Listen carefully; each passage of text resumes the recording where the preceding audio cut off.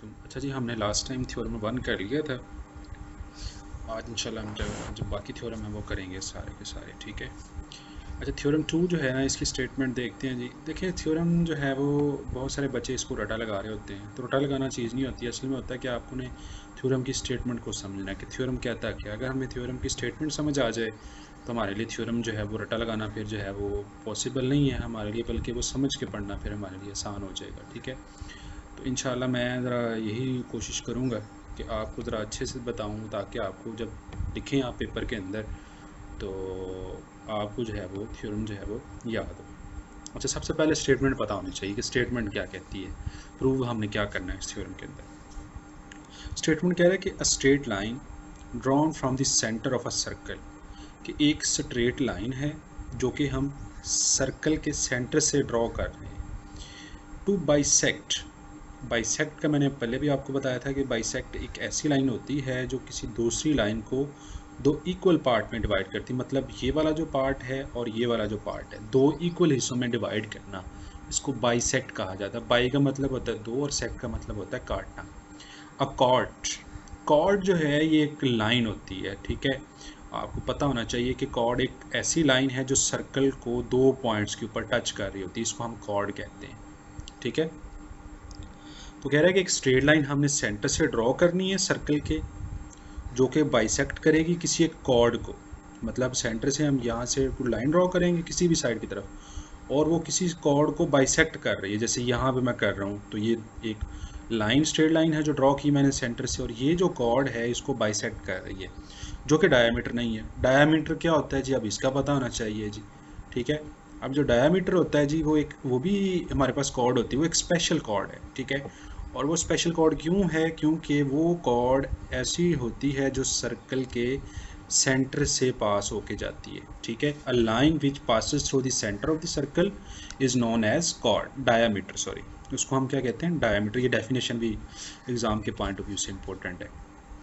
और डायामीटर का जो हाफ होता है, मतलब अगर मैं ये पार्ट लूँ बस हाफ पार्ट, तो इसको हम रेडियस कहते हैं। मतलब रेडियस ऑफ सर्कल की डेफिनेशन क्या है कि half of the diameter is called radius of the circle. खैर, वो एक अलग चीज़ है।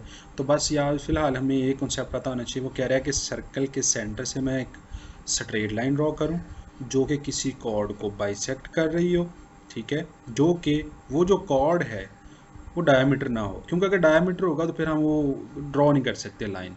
इसलिए वो कह रहे हैं is perpendicular to the chord. मतलब ये जो पार्ट है, जो लास्ट लाइन है, ये अब असल में हमने प्रूव करनी है, ठीक है ना।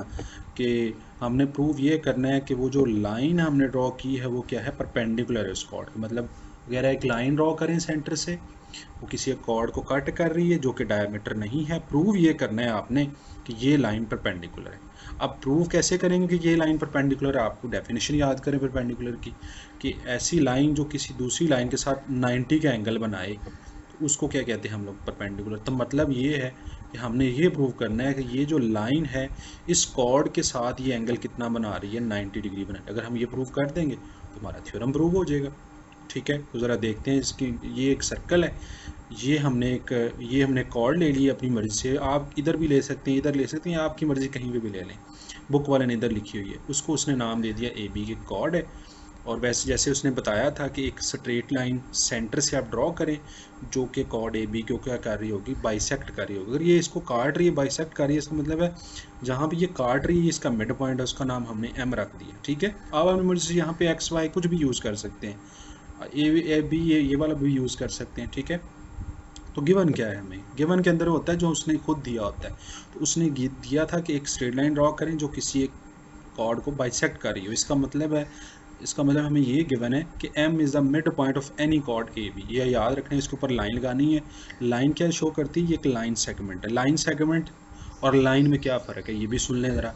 लाइन सेगमेंट एक ऐसी लाइन होती है जिसके दो एंड पॉइंट होते हैं, ठीक है। मतलब ये भी एंड पॉइंट, यहाँ पे भी ख़त्म। लेकिन लाइन जो होती है उसका कोई एंड पॉइंट नहीं होता, ठीक है ना। ये याद रखना है आपने, लाइन का कोई एंड पॉइंट नहीं होता। लाइन सेगमेंट के दो एंड पॉइंट होती हैं, और जो रे होती है उसका एक एंड पॉइंट होता है। ये एमसीक्यूज़ के वाले से भी आपने जो है वो पहले भी पढ़ा होगा, या बाकी भी याद रखना है आपने, ठीक है। अच्छा, तो अब हमें यही गिवन था जी कि जो है हमारे पास एम जो है ना एक मिड पॉइंट है, ठीक है। M is the mid point of any chord A B of a circle with centre at O. हमने गिवन है हमें कि एम जो है ना इसका मिड पॉइंट है, ठीक है, किसी एक कॉर्ड का, और ये कॉर्ड किसकी है, एक सर्कल की है, और इसका सेंटर क्या है, ओ है, ये हमें गिवन है। Where chord A B is not the diameter of the circle, ये हमें गिवन था कि वो जो कॉर्ड है ना वो डायमीटर नहीं है, तो वही हमने इधर कहानी लिख दी है, ठीक है। प्रूव क्या करना है, वही बात कि ओ एम जो लाइन है वो परपेंडिकुलर, ये जो उल्टा सा टी लिखा हुआ है इसका मतलब है परपेंडिकुलर, ठीक है। परपेंडिकुलर का मतलब है 90 का एंगल। प्रूव ये करना है कि जो ओ एम है लाइन जो हमने ड्रॉ की है वो परपेंडिकुलर है किसके, ए बी के। अगर इसके परपेंडिकुलर, इसका मतलब उसके साथ एंगल कितना बनना है, 90 डिग्री का बनना है, ठीक है। अच्छा जी, कंस्ट्रक्शन में क्या काम किया हमने, खुद से क्या काम किया, हमने क्या काम किया, ज्वाइन किया जी ए और बी को विद सेंटर, ए और बी को हमने ओ के साथ मिला दिया। इसको आप डॉटेड लाइन से भी शो कर सकते हैं, ठीक है। और हमने एंगल 1 और 2 लिख दिया इधर। अब हमने ये प्रूव करना है कि जो एंगल 1 और 2 है ना वो 90 डिग्री का, ये याद रखें बस। अगर ये प्रूव कर देंगे तो हमारा थ्योरम प्रूव हो जाएगा, ठीक है। अच्छा, प्रूफ के अंदर आते हैं जी। सबसे पहले स्टेटमेंट्स होती हैं, आपको पता है, और रीजंस इज गिवन होती हैं। देखें, अब दो ट्राइंगल्स बन रही हैं, एक ट्राइंगल ओ ए एम है, दूसरी ट्राइंगल ओ बी एम है, ठीक है। अब इनका आपस में क्रॉसपॉन्डेंस चेक करते हैं, मतलब इनका आपस में कोई ताल्लुक शालुक चेक करते हैं, ठीक है। जैसे दो लोग हैं, मैं उनके बारे में कहूँ कि आपस में इनका क्या रिलेशन है, मैं उनके बारे में बात करूँ, ठीक है। तो अब हमने यही बात की है कि ट्राइंगल्स ओ ए एम और B O M, O B M, ठीक है, ये जो दरमियान में डबल एरो, इसका मतलब होता है क्रॉसपॉन्डेंस, कि इनका आपस में ताल्लुक क्या है। तो उसमें सबसे पहला मैं कह रहा हूँ जी, अब देखिए इसको रटा नहीं लगाना, याद रखना है कि मैं स्टेप बाय स्टेप बताऊँगा, वैसे ही आप याद रखें, आसान रहेगा थ्योरम। देखें, सबसे पहले हमने साइड्स की बात करनी है, ठीक है, तीनों साइड्स के। देखें, ये जो ओ ए साइड है ना, ये दूसरी ट्रायंगल की किसके बराबर है, ओ बी के। तो कह रहा है जी मेजरमेंट ओ ए, इसकी एम जो लिखा है मेजरमेंट है कि ओ ए की मेजरमेंट किसके बराबर है, ओ बी की। क्यों बराबर है, आपको पता होना चाहिए कि जो एक सर्कल होता है उसका जो रेडियस होता है वो हर साइड पे सेम होता है, किसी भी साइड के ऊपर चले जाएं तो उसका रेडियस चेंज नहीं होता। तो इसी वजह से इधर रीज़न क्या गिवन हमारे, radii of the same circle, कि ये दोनों जो रेडियस हैं दोनों सेम सर्कल के। अच्छा, ये बात होगी। दूसरी बात हम बात करेंगे कि ए एम किसके बराबर है, बी एम के। क्यों बराबर है, क्योंकि हमें गिवन था कि जो लाइन है उसको दो इक्वल पार्ट्स में कट कर रही है, तो हमने कह दिया कि जी A M is equal to B M, ये हमें गिवन है, ठीक है ना। उसके बाद हमने तीसरी साइड्स की बात करनी है, ओ एम और ओ एम दोनों का क्या है, कॉमन है, तो ये दोनों बराबर होंगी फिर, जाहिर सी बात अगर कॉमन है। तो अब यहाँ से एक डेफिनेशन निकलती है जी, बड़ी इंपॉर्टेंट है जी डेफिनेशन। वो क्या है जी, एस से एस पास्टुलेट भी कहा जाता है, और उसमें इसको कॉन्ग्रेंट भी कहते हैं। इस सिंबल को हम कॉन्ग्रेंट पढ़ते हैं। कॉन्ग्रेंट का मतलब होता है इक्वल, अप्रॉक्सीमेटली उसके बराबर है, ठीक है। तो अब देखिए, ये हमने तीन साइड्स की बात की कि पहली ट्राइंगल की तीन साइड्स दूसरी ट्राइंगल की तीन साइड्स के बराबर है। अगर ऐसा है तो हम कहेंगे वो ट्राइंगल्स क्या होती हैं, कॉन्ग्रेंट ट्राइंगल्स होती हैं, ठीक है। तो यही उसने लिखा हुआ है, देयरफॉर कि जो ओ ए एम ट्राइंगल है वो कॉन्ग्रेंट है किसके, बी एम के। कॉन्ग्रेंट का मतलब वही है कि इसकी तीनों इसकी तीनों साइड्स के बराबर, और इसके क्रॉसपॉन्डिंग एंगल्स इसके क्रॉसपॉन्डिंग एंगल्स के बराबर, मतलब ए एंगल बराबर होगा एंगल बी के, ओ जो इस साइड वाला एंगल है वो इस साइड के बराबर, और ये वाला एंगल इसके बराबर होगा, ठीक है। तो यही हमने लिख दिया है, एस से एस पास्टुलेट, ठीक है। इसकी डेफिनेशन भी आती है, जाहिर सी बात है पेपरों के अंदर लाजमी एक, जैसे एच एस पास्टुलेट आता है, उसमें क्या होगा कि एक ट्राइंगल का हाइपोटेनियस और एक साइड दूसरी ट्राइंगल की एक हाइपोटेनियस और साइड्स के बराबर है, ठीक है जी।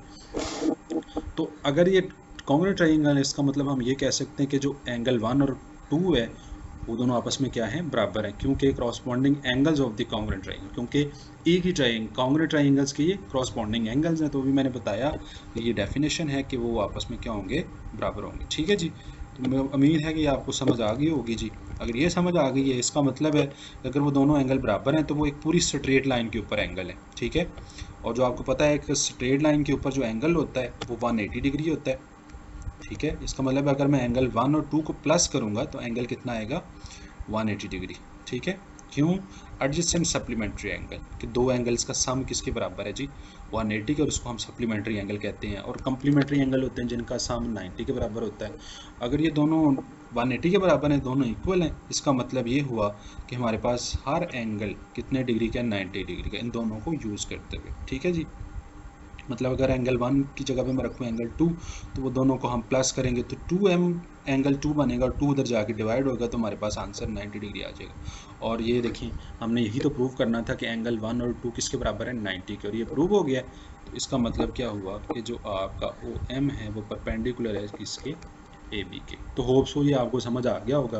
मतलब मैं दोबारा जल्दी से बता देता हूँ आपको दोबारा से कैसे जी, कि यहाँ पे कह रहा था कि एक स्ट्रेट लाइन ड्रॉ करें सर्कल के सेंटर से, वो किसी कॉर्ड को बाइसेक्ट कर रही हो, ठीक है, जो कि डायमीटर नहीं है। प्रूव ये करें कि ये लाइन इसके परपेंडिकुलर है। तो गिवन हमें ये था कि M जो है ना इसका मिड पॉइंट है, ठीक है, किसी भी एक कॉर्ड AB का, और वो एक सर्कल की कॉर्ड है, ठीक है, और उसका सेंटर O है। ये हमें गिवन था, और हमें गिवन था कि ये कॉर्ड डायमीटर नहीं है। प्रूव ये करना है कि OM is perpendicular to AB। और कंस्ट्रक्शन में हमने क्या काम किया, A को B O के साथ मिलाया, B को भी O के साथ मिलाया, और हमने यहाँ पे एंगल्स लिख दिए। फिर हमने स्टेटमेंट्स के अंदर क्या करना है, कॉरस्पॉन्डिंग दोनों ट्राइंगल्स की करनी है और साइड्स की बात करनी। OA साइड और B के इस बराबर है, AM के बराबर है, OM के बराबर है। और ये OA OB के बराबर कैसे है, radii of the same circle है। AM BM क्योंकि इसके बराबर ये गिवन है क्योंकि ये बाइसेक्ट कर रहे हैं, और OM कॉमन है। अगर ये तीनों साइड्स के बराबर हैं तो हम कह सकते हैं कि वो कॉन्ग्रेंट ट्राइंगल्स हैं। अगर कॉन्ग्रेंट हैं तो उनके कॉरस्पॉन्डिंग एंगल्स भी बराबर होते हैं, ये याद रखिएगा। और क्योंकि ये दोनों एंगल एक स्ट्रेट लाइन के ऊपर है, इन दोनों का प्लस किसके बराबर होगा, 180 के बराबर। और इसका मतलब अगर एक एंगल किसके बराबर होगा, 90 के बराबर। दोनों एंगल क्योंकि बराबर हैं तो अगर एक एंगल 90 का तो दूसरा भी 90 का। और ये प्रूव हो गया जी कि हमारे पास OM जो है वो उसके परपेंडिकुलर, यही हमने प्रूव करना था जी, ठीक है।